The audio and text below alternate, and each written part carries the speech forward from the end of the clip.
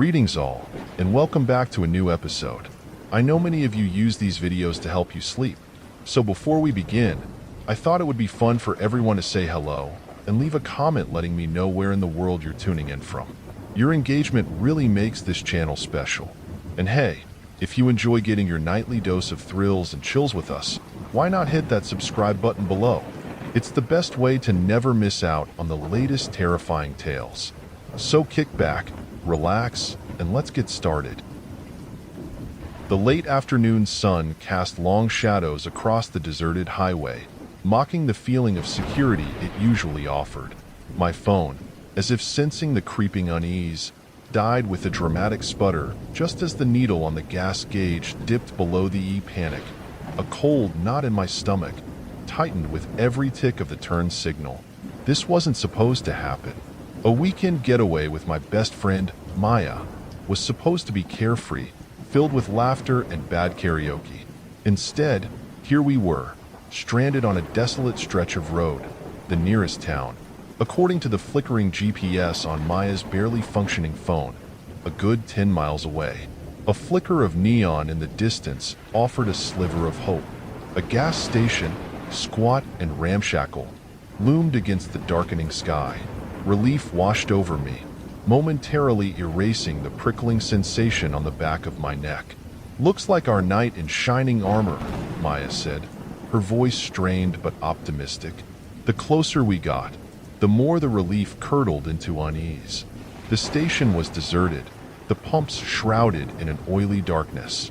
A single flickering bulb cast an eerie glow on the boarded-up windows of the attached convenience store.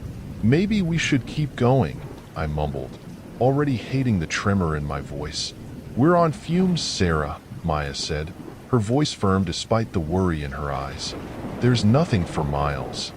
She was right. With a defeated sigh, I pulled into the creaking gravel lot, the silence broken only by the rasp of the dying engine. Maya, ever the pragmatist, grabbed a crowbar from the trunk, a weapon more for reassurance than defense. The air hung heavy, thick with the smell of gasoline and something else, metallic and unfamiliar. We approached the station cautiously, the boarded windows doing nothing to dispel the feeling of unseen eyes watching us. A single, rusted pump stood defiant in the gloom. As Maya fumbled with the ancient credit card reader, a guttural groan echoed from the darkness behind the building. We froze, hearts hammering in our chests. Another groan, closer this time. A low, animalistic sound that sent shivers down my spine. "We need to get out of here," Maya whispered, urgency lacing her voice. The credit card reader beeped harshly, its red light mocking our rising panic. The groaning morphed into a ragged cough, followed by the unmistakable sound of heavy footsteps crunching on gravel. "Leave it," I hissed, grabbing Maya's arm. We sprinted back to the car, the crowbar clattering uselessly to the ground. The engine coughed once, twice, then roared back to life. Relief flooded me, hot and sweet, as I slammed the car into reverse. We lurched backward, tires spitting gravel, the headlights finally illuminating the source of the sound. A figure emerged from the shadows, tall and gaunt, its face obscured by darkness. It raised a hand, long and skeletal, its fingers twisted into a claw. I slammed the car into drive, the engine screaming in protest as I floored the gas pedal. We fishtailed out of the lot, the horrifying figure receding in the rearview mirror. We didn't speak for the next hour, a tense silence punctuated only by the rhythmic hum of the highway. Finally, Maya cleared her throat. "What was that?" she asked, her voice barely a whisper. I shook my head, unable to form words. The image of the skeletal hand, the chilling groans, were burned into my memory. We never spoke of that gas station again, but the memory lingered, a dark stain on our once carefree friendship. It was a stark reminder that even the most ordinary places can harbor unseen horrors, and the monsters that wait in the shadows are often far more terrifying than anything we can imagine.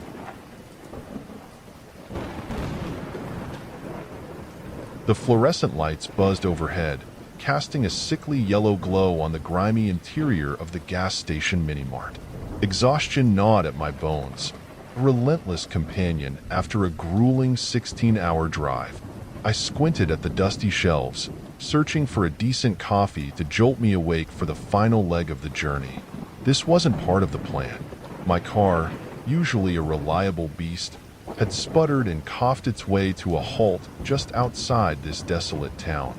The flickering neon sign outside promised Joe's Gas and Grub, but the grub seemed to extend only to stale chips and questionable hot dogs. A low chuckle echoed from the back of the store, sending a shot of adrenaline through me. I spun around, heart pounding a frantic rhythm against my ribs. The aisles were deserted, the only movement the jerky dance of dust motes in the harsh light. Chalk it up to fatigue, I told myself, returning to the coffee selection. But the feeling of being watched persisted, a prickling sensation beneath my skin. Then I saw it, a sliver of movement at the very end of the aisle, a fleeting shadow that disappeared behind a rack of discount sunglasses. It could have been a trick of the light, a figment of my sleep-deprived mind.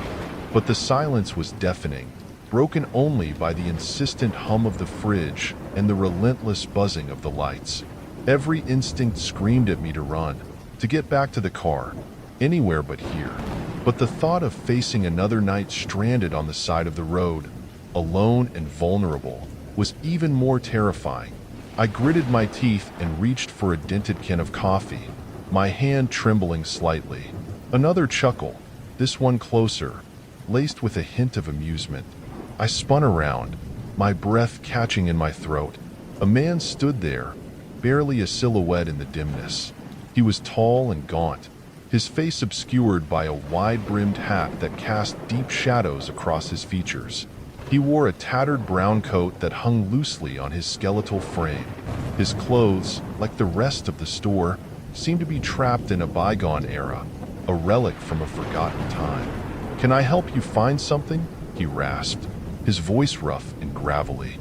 My voice, when it finally came out, was a mere squeak. "Just coffee," I stammered, gesturing to the can in my hand. He didn't move, just stood there, watching me with those unseen eyes. The silence stretched, thick and suffocating. Then, slowly, a smile crept across his face. It wasn't a friendly smile. It was a predator's smile, filled with a hunger that sent chills down my spine. He took a step forward and I flinched back, my hand instinctively reaching for the can of coffee as a potential weapon. But then something unexpected happened. He chuckled again, that same unsettling sound. But this time it sounded almost apologetic. "Don't worry, little one," he rasped. "I ain't here to hurt you.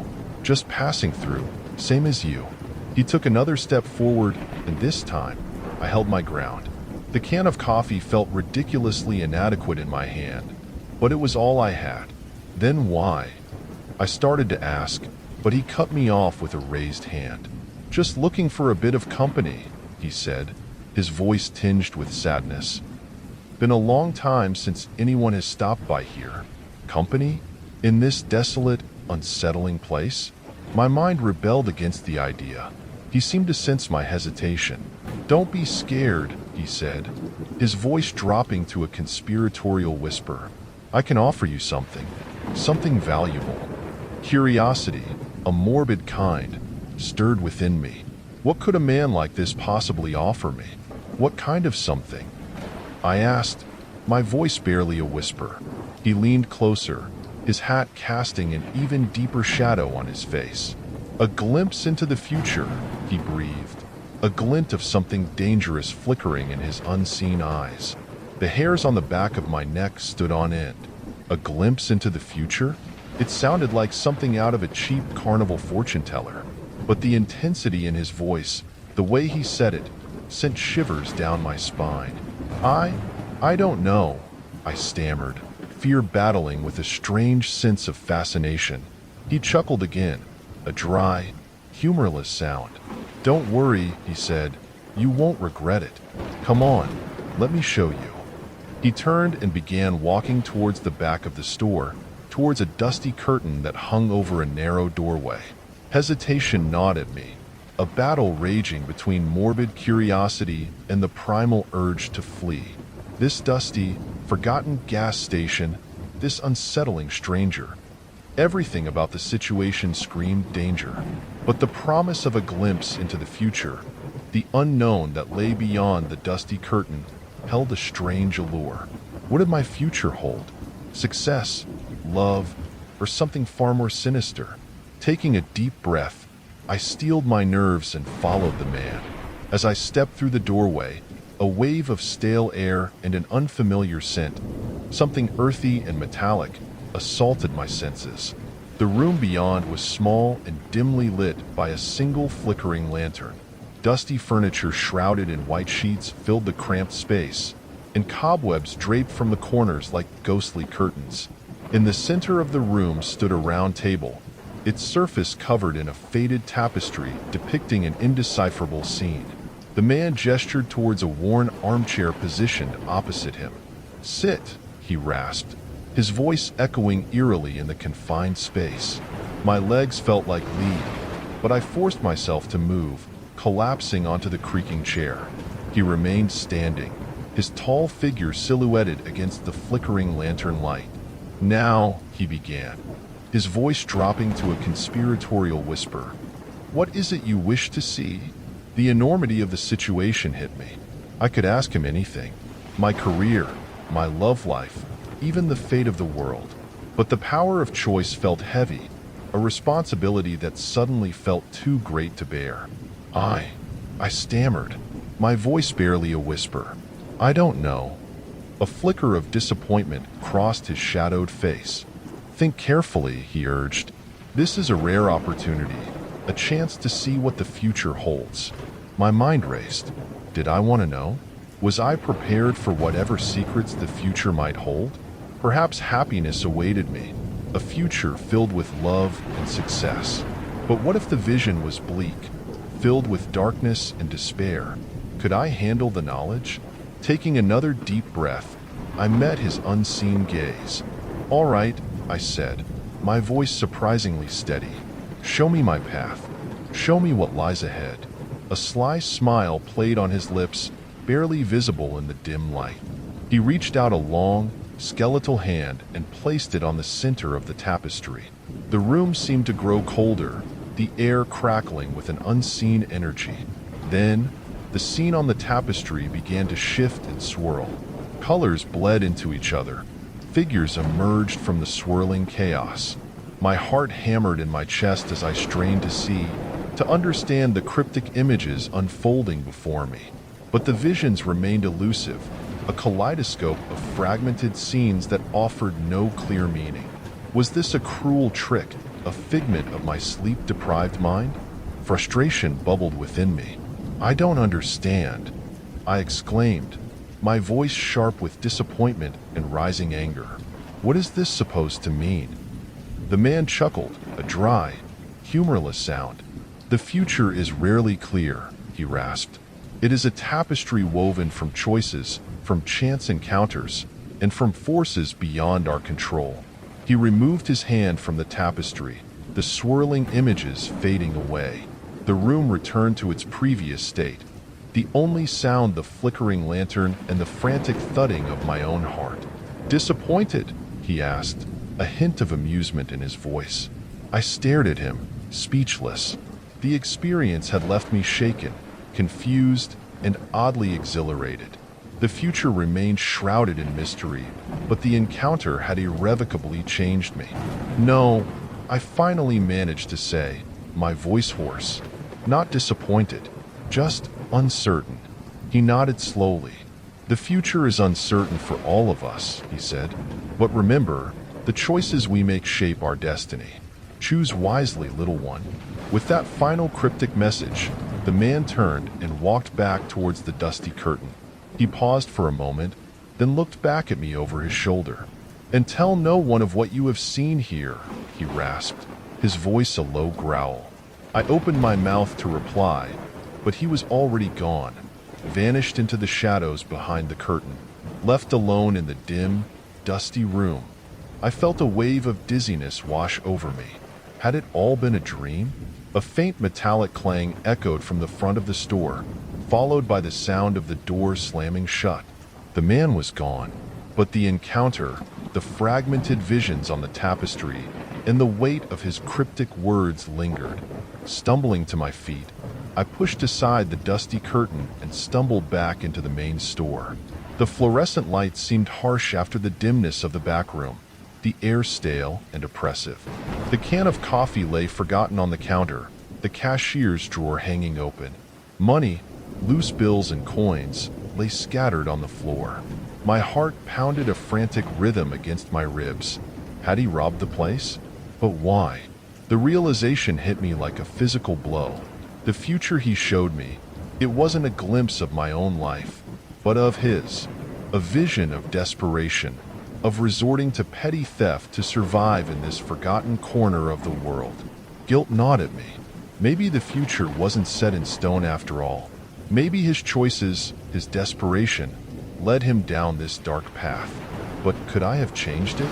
Could a single encounter with a weary traveler alter the course of someone's life? The question swirled in my head, unanswered and unsettling. I grabbed my purse and the abandoned can of coffee, the lukewarm liquid offering scant comfort. The silence was deafening now, the absence of the strange man and his unsettling presence even more unnerving. As I hurried towards the exit, a single sheet of paper fluttered from under the counter, catching my eye. It was a faded photograph, worn and dog-eared. A young man, his face filled with hope and laughter, grinned at the camera, a woman with kind eyes standing beside him. On the back, a single line was scrawled in faded ink, a future I can no longer afford. The photo sent shivers down my spine. A life unlived, a future stolen.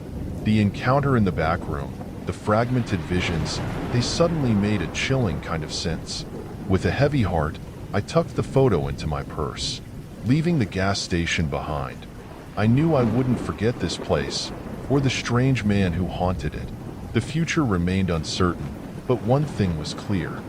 My choices, from this moment forward, would be made with a newfound awareness, a weight of responsibility that chilled me to the bone. The glimpse into the future, however cryptic, had irrevocably changed the course of my own path.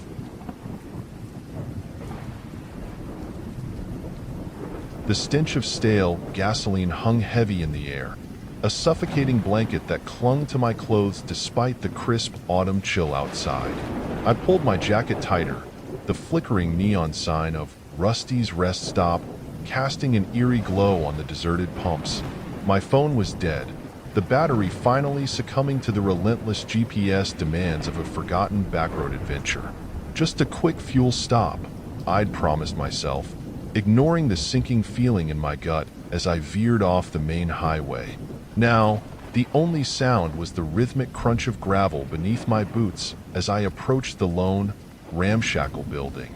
Inside, the air grew colder, a damp chill that seemed to emanate from the dusty shelves stocked with an eclectic mix of outdated snacks and rusted tools. A single, flickering bulb cast long, distorted shadows across the cracked linoleum floor. A low hum resonated from the back of the store, a sound that seemed to vibrate through my bones rather than through the air. Curiosity, a strange mix of fear and fascination, propelled me forward. The hum grew louder as I pushed aside a faded bead curtain, leading to a narrow hallway shrouded in darkness. A faint orange glow emanated from a doorway at the end. Hesitantly, I entered. The room was small, almost suffocating. The air crackled with a strange energy, the source being an old phonograph player in the center. A single, scratched record spun silently on the turntable, its worn grooves catching the faint orange light filtering through a dusty window. Behind the phonograph, perched on a high stool, sat a hunched figure cloaked in a dark, tattered robe. The hood obscured their head, leaving only a skeletal hand fiddling with the intricate gears of a small, ornate box. As I stepped closer, the figure turned, the hood falling back to reveal a face etched with deep lines and age-worn wisdom. Their eyes, though clouded with cataracts, seemed to pierce right through me, a spark of recognition igniting within their depths. A raspy voice, ancient and laced with an otherworldly tremor, broke the silence. "Lost, are we?" it rasped, echoing off the bare walls. The hair on the back of my neck prickled, but an unexpected calmness settled over me. "My car just ran out of gas," I replied, my voice surprisingly steady. "And my phone is dead." The figure chuckled, a dry sound devoid of humor. "Fate, it seems, has brought you here." They gestured towards the phonograph. "A song, perhaps, to guide your lost path." An unsettling feeling stirred within me. This wasn't a regular gas station. This was something different, something unsettlingly primal. Yet, a morbid curiosity held me captive. "What kind of song?" I croaked. A sly smile played on the figure's lips, shadowed and fleeting. "A song of crossroads, child. A song of choices, their echoes resonating across time." They placed the needle on the record, and the room filled with a crackle and hiss before a haunting melody filled the air. The music was unlike anything I'd ever heard, a mix of melancholic violin notes and an eerie, chanting chorus. As the music swelled, the room shimmered, and a strange haze clouded my vision. Images flickered before me, a kaleidoscope of fragmented scenes. A Boyslin marketplace, a Boyslin metropolis, a desolate desert landscape. Faces, both familiar and unknown, swirled through the haze, their expressions filled with both joy and despair. My heart hammered against my ribs as I struggled to grasp the meaning of these visions. Was this a glimpse into alternate realities? My own potential futures?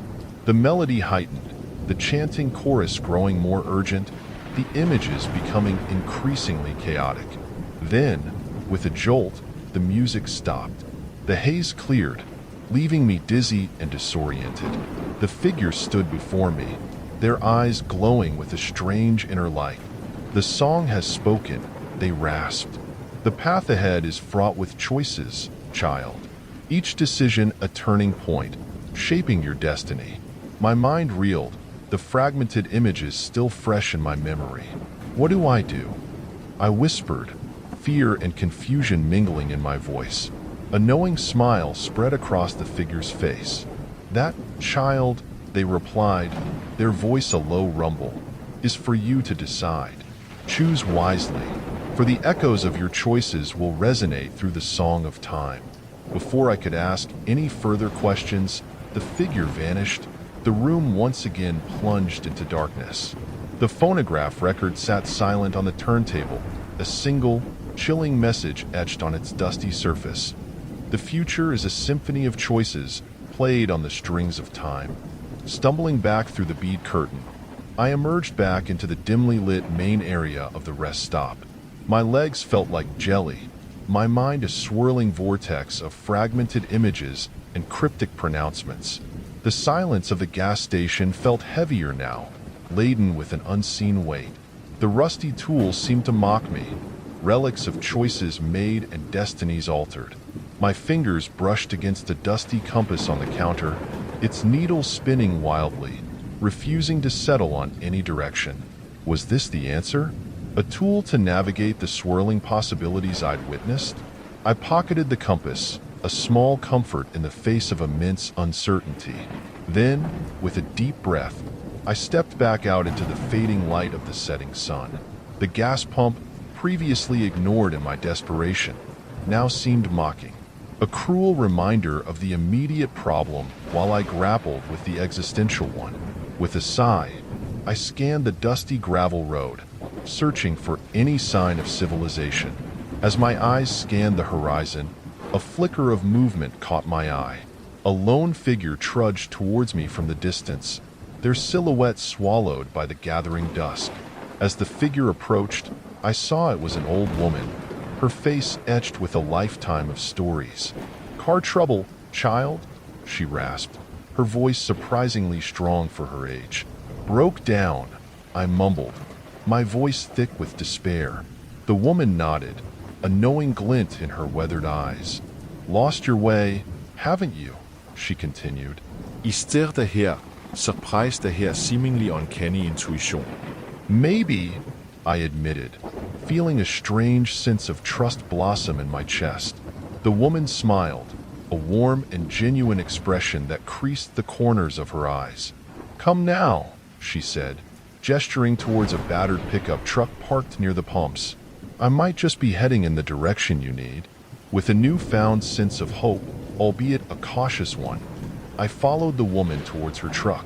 The encounter in the back room remained a terrifying puzzle, but perhaps this new connection was a clue, a signpost leading me back to the right path.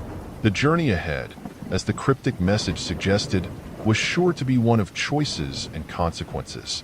But with the compass clutched in my hand and a newfound sense of resolve, I was determined to find my way through the symphony of time, composing my own future with every decision I made.